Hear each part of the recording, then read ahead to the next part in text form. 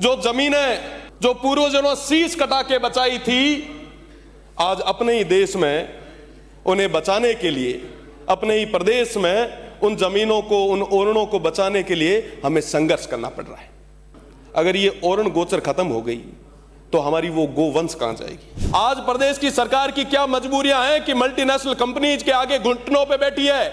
आज प्रदेश की सरकार की क्या स्थिति बनी है कि इस प्रदेश को गिरवी रख रहे हैं।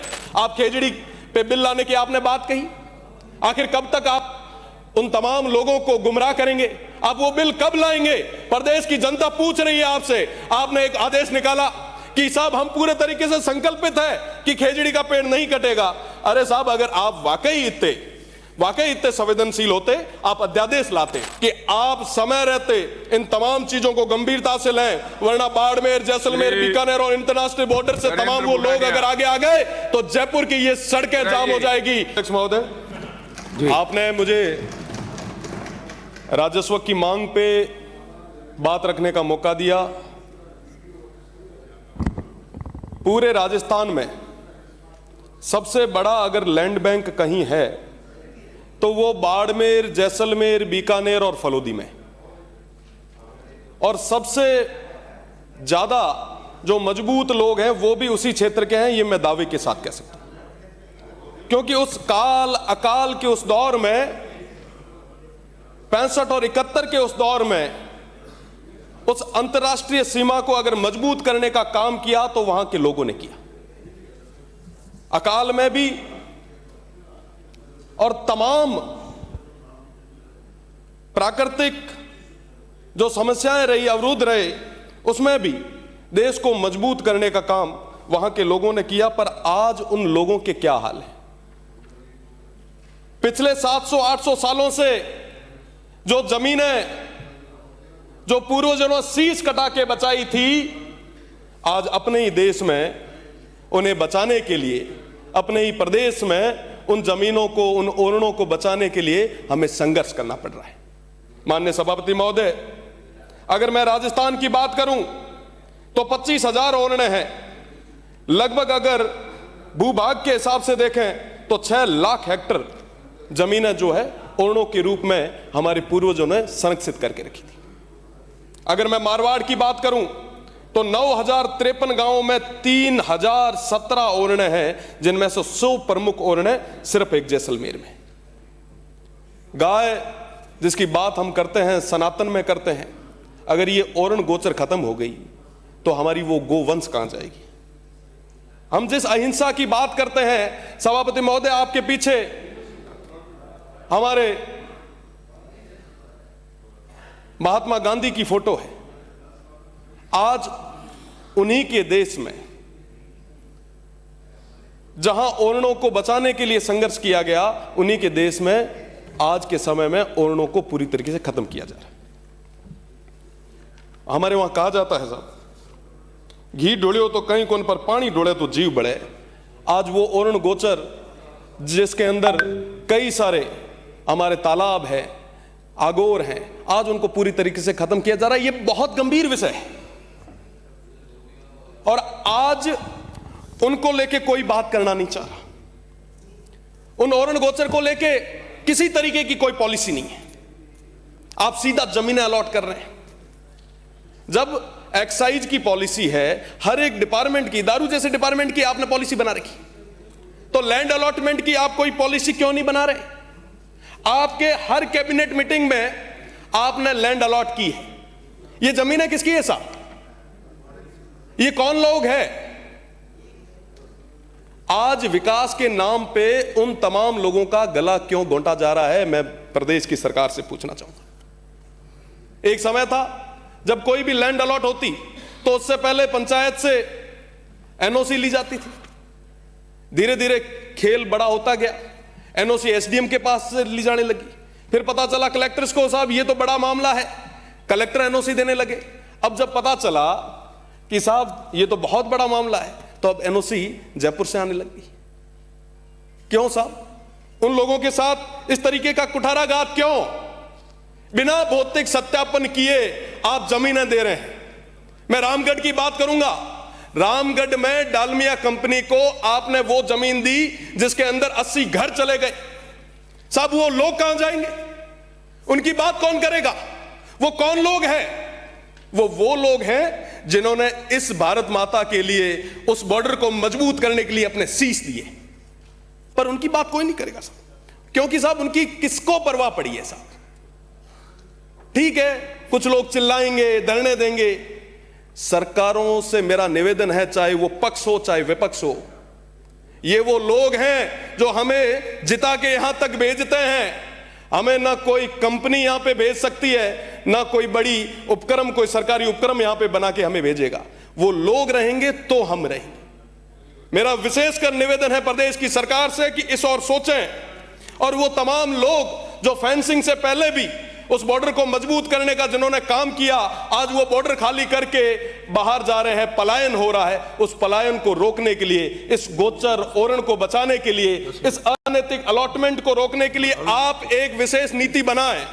मेरा निवेदन है, पशुधन जो लगभग आप लोग जयपुर में मीना बैठा हो ना, हमेशा बात करो कि साहब देसी घी जीमणु है, वो देसी घी थार हुआ बॉर्डर माथे है। आज अगर इस तरीके से लैंड अलॉट होती गई, ये गोचर ओरण खत्म होती गई, अगर ये गोवंश खत्म हो गया, तो आने वाली पीढ़ी आपके देसी दूध और देसी घी के लिए तरसने लग जाएगी। ये साहब बहुत बड़ी समस्या है। इसके बारे में ये पक्ष विपक्ष का मसला ही नहीं है साहब, ये पक्ष विपक्ष का मसला नहीं है, ये इंटरनेशनल बॉर्डर का इश्यू। मैं आपको निवेदन करना चाहूंगा, डीएनपी, आप लोग एक तरफ लाखों बीघा जमीन अलॉट कर रहे हैं, दूसरी तरफ 4 अगस्त 1980 को एक अधिसूचना आती है डीएनपी के रूप में, एक बड़े भूभाग को आपने रिजर्व कर दिया। आज देखें कि वो तमाम लोग 45 सालों से भी अधिक समय हो गया मूलभूत सुविधाओं के लिए तरस रहे हैं। उनकी 1% भी आबादी विस्तार नहीं हुई। वो ना सड़कें बना सकते हैं, ना वहां पे बिजली पानी आ सकता है, ना वो केसीसी ले सकते हैं। अगर मैं बात करूं प्रधानमंत्री आवास की, तो आज के समय में वहां पे आवास तक नहीं बन सकता। एक तरफ तो आप लाखों बीघा जमीनें उनको दे रहे हैं, और दूसरी तरफ वो तमाम लोग जो 45 सालों से आपकी तरफ एक बड़ी उम्मीद के साथ देख रहे हैं। आज के समय में उनका परिवार बढ़ रहा है, पर उसकी चिंता कौन करे साहब? कोई बात करने के लिए तैयार नहीं। स्कूल, अस्पताल, मोबाइल, इंटरनेट से लेके तमाम चीजों के लिए, मूलभूत सुविधाओं के लिए वो लोग तरस रहे हैं।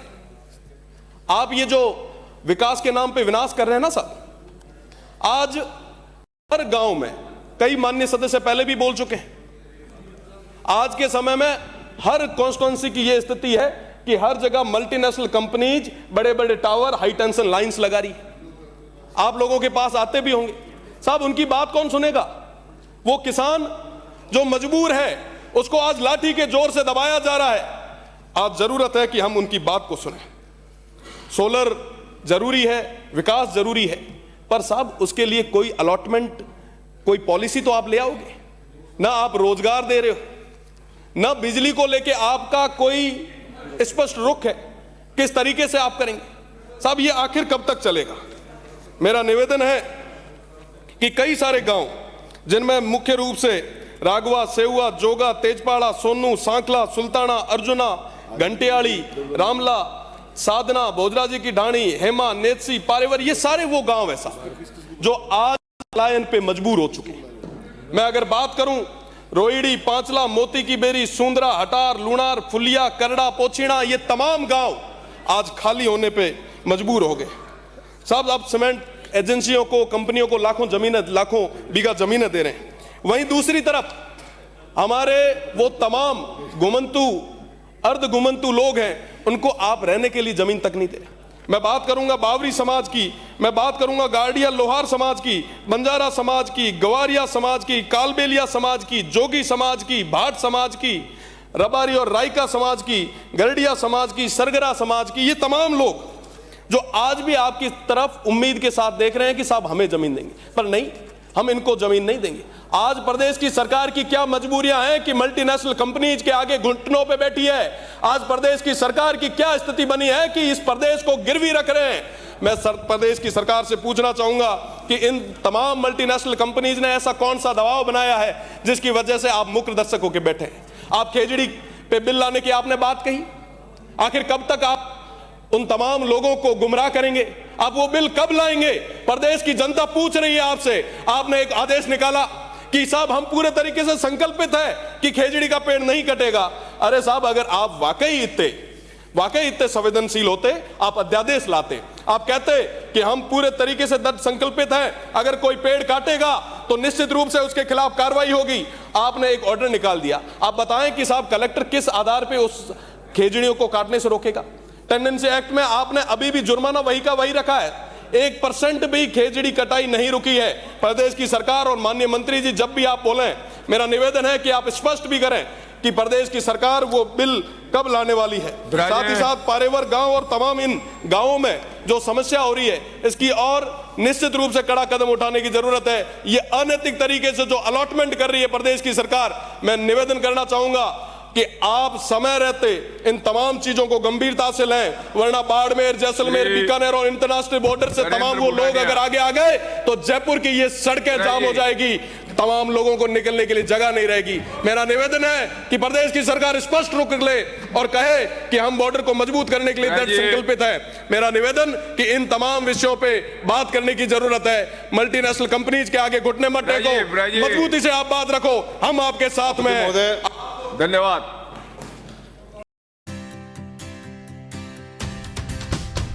झलको